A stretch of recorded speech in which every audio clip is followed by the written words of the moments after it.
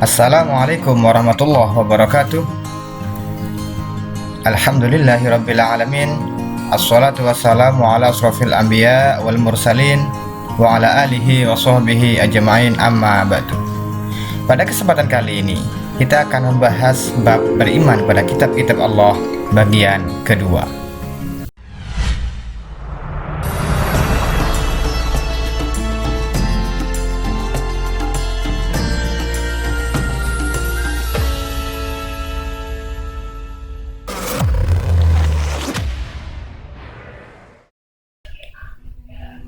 Kompetensi dasar yang akan kita pelajari dalam bab ini adalah memahami makna beriman kepada kitab-kitab Allah, menjadikan dalil nakli tentang beriman kepada kitab-kitab Allah. Allah Subhanahu wa Ta'ala menurunkan kitab suci kepada manusia sebagai petunjuk dan pedoman hidup di dunia. Di antaranya Taurat kepada Nabi Musa, Zabur pada Nabi Dawud, Injil pada Nabi Isa, dan Al-Quran pada Nabi Muhammad SAW. Dari keempat kitab tersebut berbeda waktu dan tempat, maka bahasanya pun berbeda satu dengan lainnya.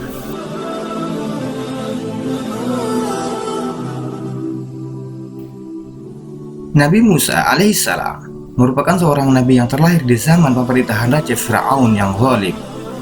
Pada zaman itu, Raja Fir'aun terkenal sebagai raja yang takabur, lalim, dan menganggap dirinya sendiri sebagai seorang Tuhan. Setelah Nabi Musa dewasa, beliau menerima wahyu berupa kitab Taurat di Bukit Tursina dan disampaikan pada kaumnya Bani Israel yang saat itu adalah kaum budak di negara Mesir. Hal tersebut tercantum dalam Al-Quran surat Al-Isra ayat yang kedua. A'udzubillahi minasyaitonirrajim. Bismillahirrahmanirrahim. Wa atayna Musal kitaba wa ja'alnahu hudan li bani Israil. Wa ja'alnahu hudan li bani Israil alla tattakhidhu min duni wakila. Dan kami berikan kepada Musa kitab Taurat, dan kami jadikan petunjuk bagi Bani Israel. Janganlah kamu mengambil perlindungan selain aku. Ketika menyampaikan wahyunya, Nabi Musa mendapat tantangan keras Raja Fir'aun sebagai Raja Mesir yang sangat kuat dan hebat pada saat itu. Di saat Nabi Musa membebaskan bangsa Israel dari perbudakan, mereka melarikan diri dari negara Mesir. Ketika Nabi Musa dan kaumnya melarikan diri, Raja Fir'aun dan bala tentaranya mengejar, sehingga Nabi Musa dan kaumnya terperangkap karena jalannya terhalang oleh lautan. Kemudian Allah Subhanahu wa Ta'ala memerintahkan Nabi Musa untuk memukulkan tongkatnya ke laut, dan seketika itu laut terbelah menjadi dua. Ini adalah mukjizat Nabi Musa yang paling terkenal.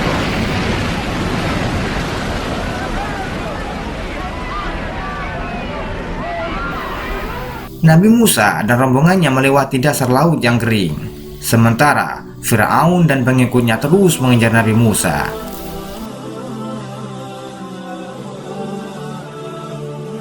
Saat Nabi Musa sudah tiba di daratan dan Fir'aun masih di tengah lautan, Allah Subhanahu wa Ta'ala mengembalikan lautan seperti semula, sehingga Fir'aun dan prajuritnya tenggelam di dasar laut.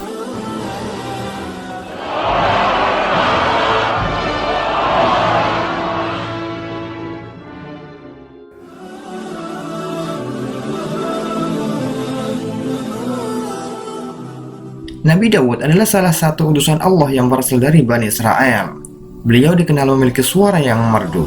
Saking merdunya, bahkan saat ia sedang melantunkan kitab Zabur dan berzikir, burung-burung dan gunung-gunung yang ada di sekitarnya turut berzikir bersama beliau. Dikisahkan bahwa Nabi Dawud adalah seorang prajurit dari kubu Talut yang kala itu sedang berperang dengan pasukan Jalut. Prajurit dari kubu Talut memang dikenal dengan keberanian yang sangat tinggi, serta ahli dalam strategi perang, serta memiliki pengetahuan yang luas. Perang demi perang, Daud melewati bersama Raja Talut. Kedekatan mulia tumbuh di antara keduanya, karena Daud selalu berhasil memenangkan perang. Ketika Talut gugur di medan perang, Allah berikan anugerah berupa naiknya ia menjadi raja yang memimpin 40.000 pasukan. Nabi Daud diberi wahyu oleh Allah berupa kitab Zabur untuk membimbing kaum Bani Israel kala itu.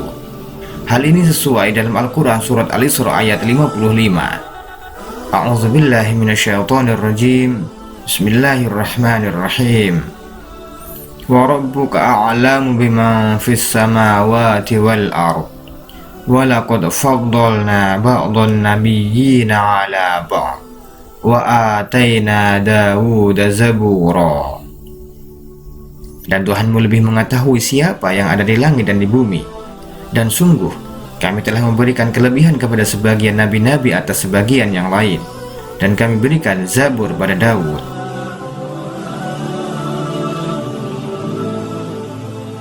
Nabi Isa alaihissalam lahir dari rahim Maryam, seorang perawan yang terjaga kehormatannya. Kisah Nabi Isa menjadi bukti mukjizat dan kebesaran Allah Subhanahu wa Ta'ala. Nabi Isa merupakan Nabi dan Rasul ke-24 dari 25 Nabi dan Rasul yang patut diimani. Nabi terakhir Bani Israel ini diangkat oleh Allah ke langit dan akan turun kembali ke dunia menjelang hari kiamat. Nabi Isa lahir pada masa Raja Herodes Romawi di Palestina pada tahun 1 sebelum Masehi. Dia lahir dari Maryam yang merupakan anak Imran yang kemudian diasuh oleh Nabi Zakaria alaihissalam. Kala itu Allah mengutus malaikat Jibril menemui Maryam. Sesungguhnya aku hanyalah utusan Tuhanmu untuk menyampaikan anugerah kepadamu seorang anak laki-laki yang suci. Maryam tak percaya mendengar ucapan itu. Bagaimana mungkin aku mempunyai anak laki-laki? Padahal tidak pernah ada orang laki-laki yang menyentuhku, dan aku bukan seorang pezina, kata Maryam. Jibril lalu menjelaskan bahwa itu adalah kebesaran Allah Subhanahu wa Ta'ala. Maryam lalu mengandung Nabi Isa. Dia mengasingkan diri ke tempat yang jauh dari permukiman penduduk. Setelah melahirkan, Maryam kembali sambil menggendong putranya. Maryam lantas menjadi perbincangan orang-orang dan disebut sebagai pezina. Wahai Maryam, sungguh engkau telah membawa sesuatu yang sangat mungkar, ucap orang-orang kala itu. Maryam tak menggubris fitnah orang-orang terhadapnya. Dia hanya menunjuk anaknya. Bagaimana kami bisa berbicara dengan anak kecil yang masih dalam ayunan, ecek orang-orang. Lalu bayi itu tiba-tiba pandai berbicara. Dia berbicara dengan lancar untuk membela ibunya, sesuai Quran surah Maryam ayat ke-30.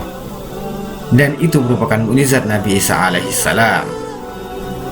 A'udzubillahi minasyaitonirrajim. Bismillahirrahmanirrahim. Qala inni abdullahi ataniyal kitaba wa ja'alani nabiyya. Dia Isa berkata, sesungguhnya aku hamba Allah. Dia memberiku kitab Injil dan dia menjadikan aku seorang nabi.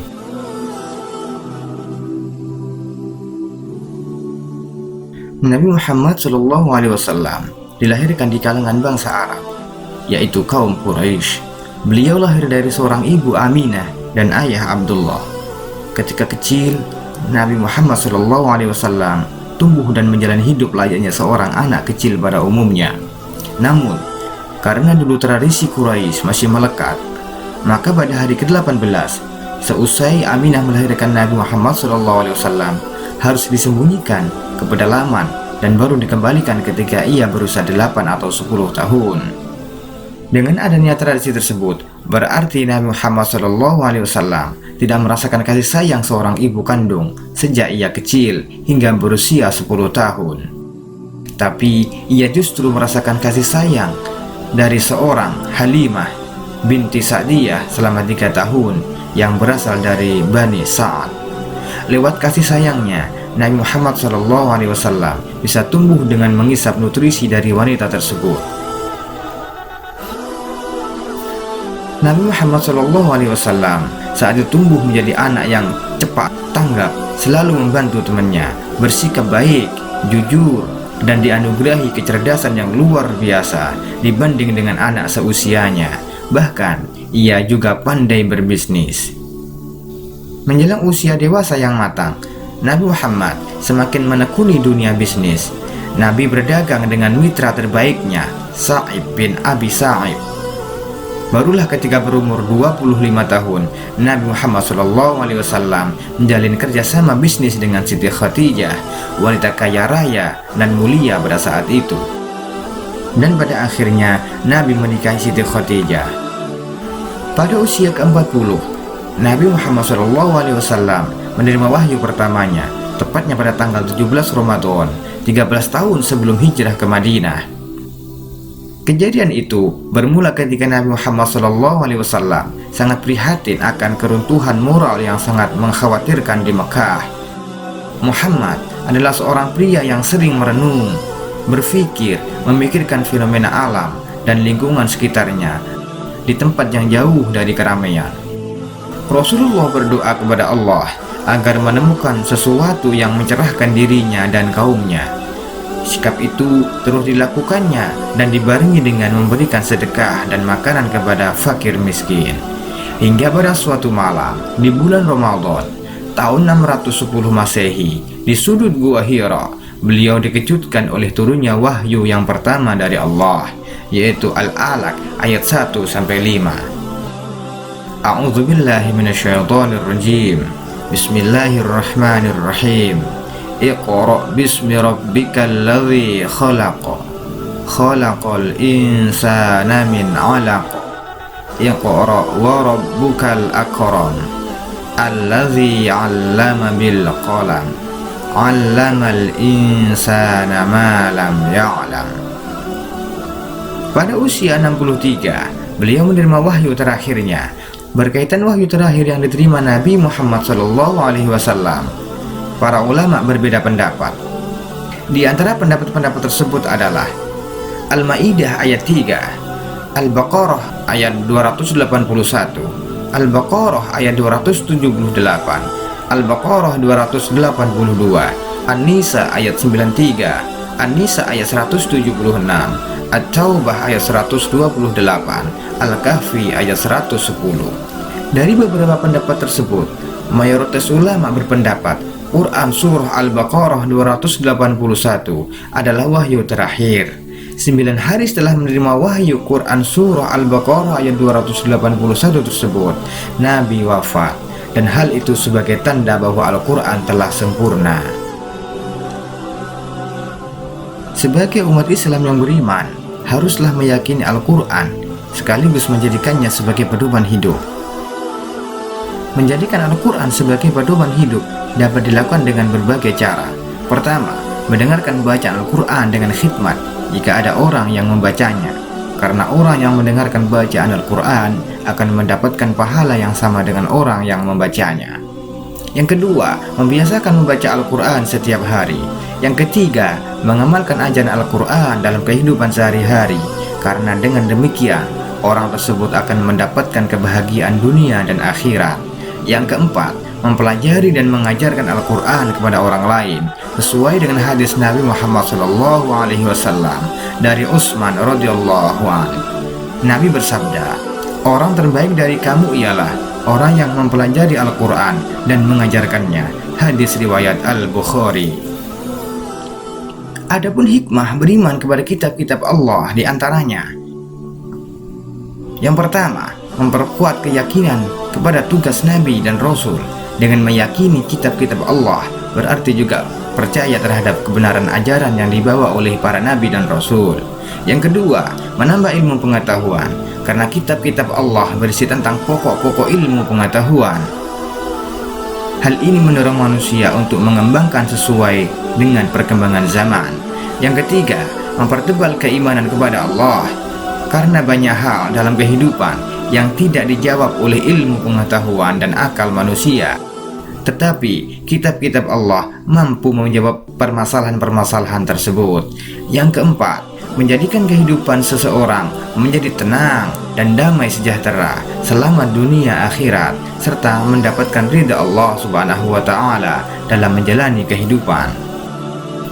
Yang kelima, mencegah dan mengatasi perselisihan di antara sesama manusia yang disebabkan perbedaan pendapat. Yang keenam, menambahkan sikap toleransi terhadap agama lain. Dengan beriman kepada kitab-kitab Allah, maka umat Islam akan selalu menghormati dan menghargai orang lain.